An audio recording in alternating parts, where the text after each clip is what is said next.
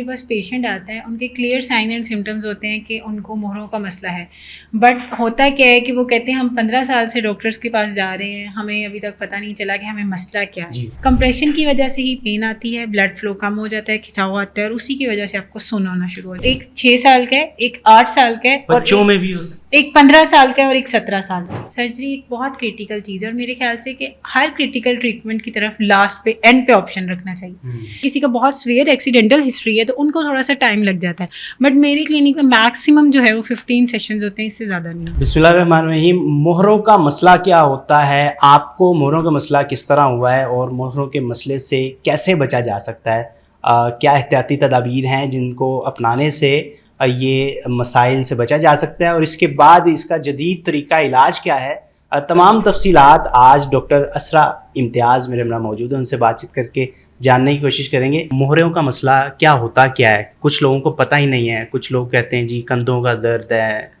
हड्डी का दर्द है, क्या होता क्या है, मुझे थोड़ा आम अल्फाज में बता दें ताकि लोगों को पता चल सके। अच्छा, आपने एक क्वेश्चन वाकई में बहुत अच्छा किया कि कुछ लोगों को पता ही नहीं है, क्योंकि मेरे पास पेशेंट आता है, उनके क्लियर साइन एंड सिम्टम्स होते हैं कि उनको मोहरों का मसला है, बट होता क्या है कि वो कहते हैं हम 15 साल से डॉक्टर्स के पास जा रहे हैं, हमें अभी तक पता नहीं चला कि हमें मसला क्या है। ठीक है, तो इसमें आपकी बड़ी क्लियर साइन एंड सिम्टम्स होते हैं कि अगर आपको सर्वाइकल के किसी मोहरे का मसला है तो आपकी गर्दन दर्द शुरू होती है, वो आपके सर की तरफ जा सकती है, चक्कर आना शुरू हो जाते हैं, आपकी बाजू में जा सकती है, आपके हाथों में नमनेस स्टार्ट हो जाती है। जब स्टार्ट होता है तो आपके पट्टों में सिर्फ खिंचाव आता है। This is a clear sign. अब इसमें अक्सर हमारी फ्रंट साइड पे भी आना शुरू हो जाता है, तो लोग समझते हैं शायद ये हार्ट का कोई इशू है, ईसीजी की तरफ चले जाते हैं, इको की तरफ चले जाते हैं। सेम एज इट इज़ आपके स्पाइन से, आपकी लोअर बैक से पेन स्टार्ट होती है, आपकी उसमें चले जाती है, टांग में चले जाती है। सम टाइम होता है क्या कि आपकी पेन जो है वो घुटने में होती है, हम लोग घुटने को ट्रीट कर रहे होते हैं, बट वो मसला बैक से होता है। इनके दरमियान में ये डिस्क पड़ी हुई है, ये एक फ्लूइड होता है। ठीक है, ये हमारी रीढ़ की हड्डी का एक पार्ट है। जी बिल्कुल एक पार्ट है। इसमें तो बहुत ज्यादा इस तरह के वर्टिब्रास पड़े हुए हैं। आपके लोअर जो बैक है उसमें ही 5 पड़े हुए हैं, आपकी सर्वाइकल में 7 पड़े हुए हैं, लेकिन हर किसी के अंदर same as it is fluid पड़ा होता है। अब ये वाटर का होता है। अच्छा, ठीक है, अब हम जो लोग बहुत ज़्यादा सिटिंग करते हैं, एक जगह बैठे रहते हैं 10 घंटे और चलते फिरते नहीं उठ के, ये कंप्रेस होने लग जाता है। जब ये कंप्रेस होता है अपनी जगह से पीछे निकलता है और पीछे से आपकी नर्व्स जा रही हैं। ठीक है, आप देख सकते हैं स्पाइनल नर्व्स फुल बॉडी को ब्लड सप्लाई के लिए, उस पर कंप्रेशन आ सकती है। कंप्रेशन की वजह से ही पेन आती है, ब्लड फ्लो कम हो जाता है, खिंचाव आता है और उसी की वजह से आपको सुन होना शुरू हो जाता है। अगर किसी को ये सारी सिम्टम्स नजर आती हैं, उसे सबसे पहले क्या करना चाहिए? देखिए, पेन किलर से उसको सबसाइड करने की कोशिश नहीं करनी चाहिए। सबसे पहले आपको डॉक्टर पे जाएं, ठीक है। और ये जो आजकल मैं एक और चीज़ देखती हूँ, यूट्यूब पे एक्सरसाइजेज बता दी जाती हैं, दैट्स वेरी बैड। आपको पहले डॉक्टर से पास ज़रूर जाना चाहिए, किसी अच्छे डॉक्टर के पास जाएं, क्वालिफाइड डॉक्टर के पास जाएं और वहाँ जाके ज़रूर पूछें। फिजियोथेरेपिस्ट हैं कोई, यहाँ कायरोप्रैक्टर हैं जो आपके स्पाइन के साथ डील करते हैं, उस चीज़ को डील करवाएं। जो आपकी दर्द की गोलियाँ हैं वो आपके दिमाग से जो लहरें आती हैं ना, दर्द की लहरें, उनको सिर्फ बंद कर देती है। उन लहरों को बंद करने की वजह से एहसास खत्म कर देती है कि दर्द है। फॉर एग्जांपल जैसे एनेस्थीसिया देते हैं, आप पेशेंट को कार्ड भी दें, उसको पता नहीं है कि वो कुछ हुआ है। Same as it is pains के साथ है कि आपको वो पेन किलर्स जो हैं वो एक तरह से बाउंड कर देती हैं कि उनको आपको पता नहीं चलता कि हाँ दर्द है, लेकिन दर्द होती है, बाद में मसला ज़्यादा हो जाता है। मैम बताइएगा कि उम्र का इसमें कोई ताल्लुक है क्या? उम्र के किसी भी हिस्से में ये हो सकता है? देखिए, पहले जो था ना, आपने सुना होगा कि जो घुटनों का मसला है वो किसी नानी दादी को होता था, या कमर दर्द उनको ही होती थी, यंग जनरेशन को नहीं है। लेकिन अभी आप ही अपना ही घर देखें, कितने लोगों को कमर का मसला, टांग में दर्द, कंधे में दर्द होगा। मेरे पास पेशेंट्स आते हैं 15, 17, 18 ईयर्स। ठीक है, यंग जनरेशन में टाइम 7 जो पेशेंट्स हैं, एक 6 साल का है, एक 8 साल का है, बच्चों में भी होता है, एक 15 साल का है और एक 17 साल का है। ये 4 पेशेंट्स अभी करंटली चल रहे हैं। अच्छा, इसकी वजूहात क्या होती हैं? ये एक तो आपने बता दिया डाइट वगैरह और बैठने का तरीका, और क्या किसी शौक की वजह से या कोई वजन उठाने की वजह से, कि इन चीज़ों की वजह से भी होता है? कुछ लोगों की हिस्ट्री में तो सिर्फ जोर से छींकना आ जाता है, अच्छा, खांसी आ जाती है, उनकी डिस्क बल्ज हो जाती है।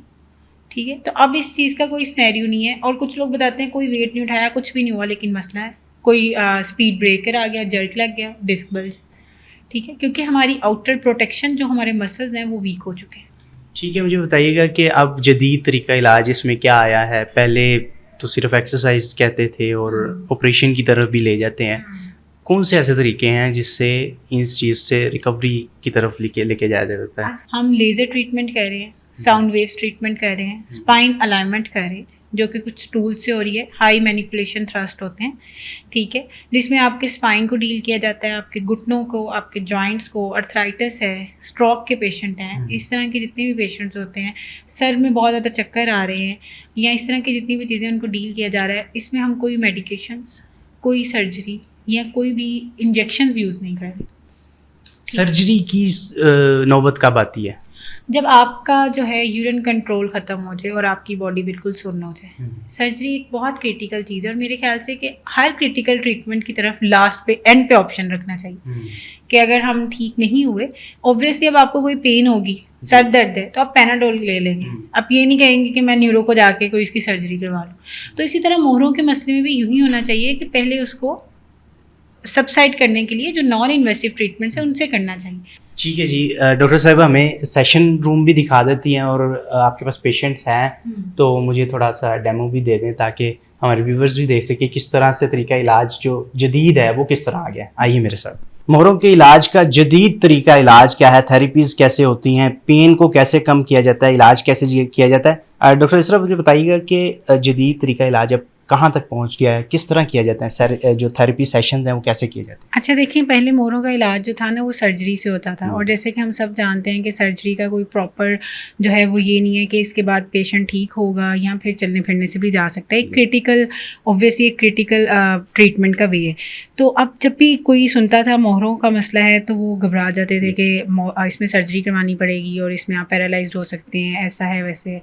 लेकिन अब साइंस ने जो कि इतनी तरक्की कर ली है, तो मोहरों का इलाज जो है ना without any surgery, without any medication, कोई आपके स्टीरॉयडल इंजेक्शंस भी किया जा सकता है, जो कि हमारे जो क्लिनिक में उसकी सारी मशीन्स और मोडेलिटीज़ वगैरह अवेलेबल हैं, जिसमें हम स्पाइनल ट्रीटमेंट, कोई भी आपकी बॉडी पेन है, आपको शैटिका है, आपके गर्दन के मोहरों का मसला है, घुटनों का मसला है, इस तरह की जो ट्रीटमेंट है वो किसी भी सर्जरी के बगैर कर रहे हैं।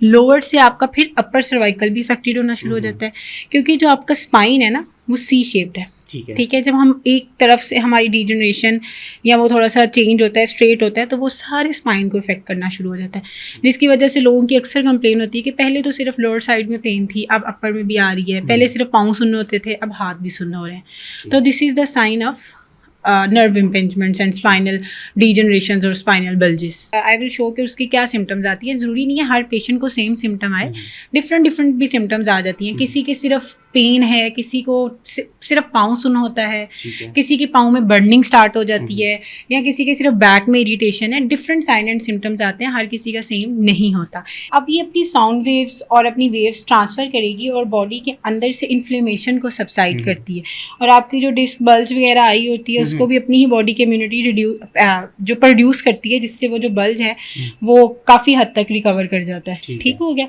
अब जी एक कायरो गन के ज़रिए थेरेपी का अगला स्टेप जा रहा है, ये कितनी देर तक होता है? ये 1 आवर का एक सेशन होता है। ये 1 आवर तक करता है। जो कायरो गन है वो तो 5 मिनट्स का है, लेकिन डिफरेंट ट्रीटमेंट्स, डिफरेंट प्रोटोकॉल्स हैं और डिफरेंट टूल्स इस्तेमाल हो रहे हैं, जो ऑन द स्क्रीन मैंने आपको पहले भी बताया कि सब कुछ एक्सपोज नहीं हो सकता, तो दैट्स व्हाई। ये जो आपने सारा किया है ये कितनी दफ़ा करवाना पड़ता है? तो काफ़ी हद तक हर पेशेंट का डिफरेंस है। जो यंग लोग हैं उनको तो अगर बहुत जल्दी, मतलब पिछले वीक में पेन आई है, 1 मंथ बिफोर है, तो वो 1 सेशन में ओके हो जाते हैं। लेकिन अगर किसी को 10-15 साल से मोहरों का मसला आ रहा है, किसी को 20 साल से आ रहा है, किसी को 10 ईयर्स से आ रहा है, या किसी का बहुत सीवियर एक्सीडेंटल हिस्ट्री है, तो उनको थोड़ा सा टाइम लग जाता है।